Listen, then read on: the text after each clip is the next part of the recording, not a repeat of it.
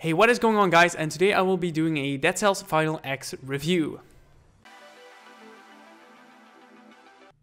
So welcome, and I am Xanis from Gameskit Network, and in this review it will all be opinion based, so I would like to see your opinion down in the comments if you don't agree with me. But this video obviously contains spoilers, so you have been warned, but for now, let's get started. So Dead Cells is created by Motion Twins. The game was first released as an early access game for Steam, launching on May 10th, 2017 for Microsoft Windows, and later got launched for Mac OS and Linux on June 26, 2018. In January 2018, developers stated they were planning to develop the game for console platforms and release it on Nintendo Switch, PlayStation 4 and Xbox One on August 2018. The game was officially released on August 7th, 2018 for PC and consoles. So the presentation of the game itself is a roguelike Vania game with a 2D pixelated action platform and has Souls-like combat with pattern-based bosses and minions, and the variations of the weapons and spells within the game will deliver a unique gameplay experience every time you play the game. As for the story within Dead Cells, it doesn't really tell you that much of the origin story, what you are doing on the Nameless Island. You can find some grimoire areas within the game that will give you some lore and some references to other games, but all you know is that you're a chemical being that will use the beheaded body called a prisoner to move around the island. The prisoner was beheaded for a crime, but the origin story of the crime was never revealed. As for my own thoughts on the lore, the island is a living organism, and I am referring to the start of the trailer, where you see the islands changing multiple times, and of course, when you die, the levels within the game have a new layout to go through. But basically, the island is ruled by a king, but something went wrong on the island and it got possessed by some plague, and everything is mutated. To complete the game, you have to take out the king for unknown reasons, because the island won't change after that, but I guess that explains the roguelike Vania mechanics of the game. As for the gameplay, it is just like the story. It doesn't really tell you that much of the gameplay, only some core mechanics to get through the first sections of the game, but the point of this game is that you progress, die, learn from your mistake, and repeat until you get to the end. There are multiple levels to get through to the end, but you will need runes in order to gain entrance to those levels. You will find these runes the further you go through the game and try other routes and find more stuff within the game. The currencies of the game are gold and cells. Gold will let you buy doors and weapons, skills, and food at the shops. The cells will unlock you permanent upgrades at the collector and can also be used to upgrade the legendary forge to find better quality weapons. The weapons and skills you unlock will be added to the loot pool throughout the game. You can find more weapons and skills by finding blueprints throughout the game in secret areas and are dropped by the enemies.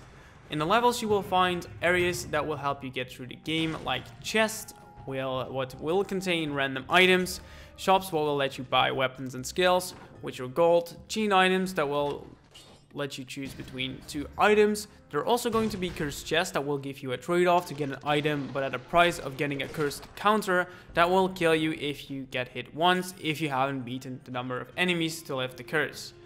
You can also find challenging rifts throughout the game that will reward you when you find them. As for the bosses, there are 4 bosses within the game, but you can only fight 3 in a single run. I really like the gameplay. It is really unique and I haven't played it before, and it is fun to play, and I really like hard games, so that is also a good thing for me. Now for the mechanics of the game is a fast-paced game with good combat mechanics where you're jumping and rolling through the enemies as fast as you can and make use of the platforming within the game to beat the enemies quicker, and you also get rewarded with a speed boost when you eliminate multiple enemies in a quick succession. And the game has also timed doors within the levels that reward you once you reach them before the timer. The enemies you will encounter are pattern based, so once you get the hang of their attacks, you will just rush through them with no problem. As for the bosses, they are also pattern based, but they are hard at first to get the hang of their patterns, but once you understand them, you beat the bosses with ease. The variation of the enemies is not that big. You will mostly see the same enemies all over the levels, but I don't mind because the game will give you a harder version of it once you beat the game, and that is up to 4 times. So learning more enemy patterns may make the game harder, but it would be interesting seeing more enemy types. I also like the fast pace of the game because I might kind of go fast or go home, because I like to be fast and I don't like games that play slow. So this game is really fun for me. I also really like the game design. It is a pixelated design and it still looks very high quality, although it is pixelated. My most favorite levels are the clock tower and the graveyard. They're really good detailed, and I love the backgrounds. On the other levels, they look really good as well. Only the sewer levels and the Forgotten Sublocke, because those levels are just designed to be a little ugly and not flashy. The enemies look also very nice. Some of them I found really badass, like the flashers and the cannibals. The boss's designs are also great, although I think the concierge just looks a little bit stupid, but I guess he's supposed to look like that. So the side content is a little bit limited. Although the game replayability is really good, because once you complete the game you will get a boss stem cell, what will increase the game difficulty. Each time you complete the game and beat the final boss, you will get this next boss stem cell up to 4 times. For me, this makes the game better because the game is already hard, but with the boss stem cell it makes it more challenging and more fun for me, and try out different stuff to beat the game, like other weapons or skills and other routes to get more items and make it easier to beat the game on that difficulty. There's also one more side content within the game, and that is the daily challenge, where we'll load up a level where you have a timer to get to the end and get as much points as possible before you beat the boss at the end. The daily challenges are fine for my say, but I don't really play them at all. You can get some new item blueprints when you complete them, so it adds a little addition to the whole game. The weapons and gear within this game, this is where the game really has its fun factor, for me at least, because it makes up incredible builds you can try. So you got weapons and skills. There are 3 categories for each. With the weapons you can choose between swords, bows and shields, and for the skills you can choose between traps deployed. These are mainly turrets, grenades, and they speak for itself. They are grenades. Michelangelo skills, what are mainly power-up skills and area effect skills. With these you can create a lot of different builds, and it makes every run unique because the items are all randomized, so you're kind of forced to experiment with them. The items will have also passive stats, so you can experiment with that as well. And some weapons will have a status effect like burning, freeze or poison. With this you can make your build even more effective, because some passive stat will let them do more damage if the enemy is affected by the status effect. You also have mutations that are passive skills that can be mixed with your build to make it better. Some items will also give you damage reduction, so you can experiment with a high damage build and still survive the enemy attacks. There are also amulets that will give you reduced damage as well and will give you passive bonuses. Character progression, what is mixed with the weapons and gear. You have 3 stats: brutality, that will let all the red items scale with it; tactics, where all the purple items will scale with it; and survival, what will scale up all the green items. Every weapons and skill has a color, so this makes making a build more interesting, because you have to put your thoughts in it more to make builds match the colors, so they will scale up with the stat. But there is a trade-off in leveling up your stats, so you have 3 stats to level up. Those are brutality, tactics and survival. Leveling up a stack will give you bonus health and increase the damage of the weapon by 50% for the same color. But the health bonus percentage will be reduced the more you level up the stat. So you have to level up multiple stats for the increased health bonus, even though you have no weapons to scale it with. But this is because every time you level up the stat, the enemies will also scale in damage, so the enemies will do more damage to you.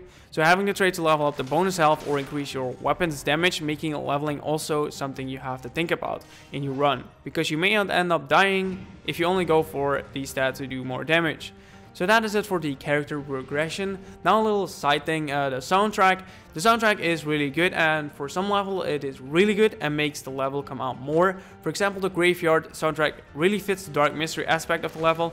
The clock tower makes it a really good thing. I had like a vision like I'm climbing up the tower and I'm in question what is at the top. And spoiler, it's a bloodthirsty assassin, what is not that happy to see you.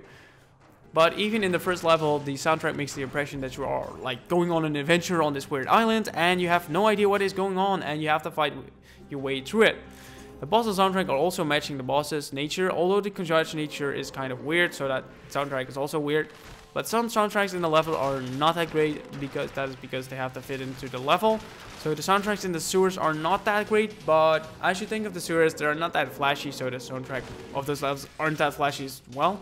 But in general, I really like the soundtrack and it fits into the levels.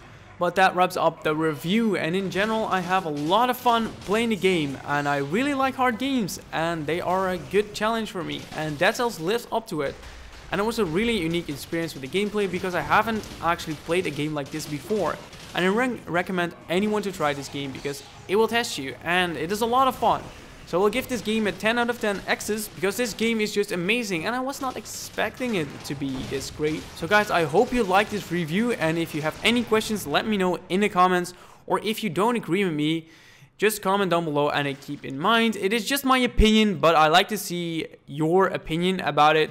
But that wraps up the video. I thank you guys for watching. If you find this video helpful, don't forget to hit the like button. And if you want more gaming videos like this one, then you can subscribe to the channel and hit the bell icon so you don't miss anything.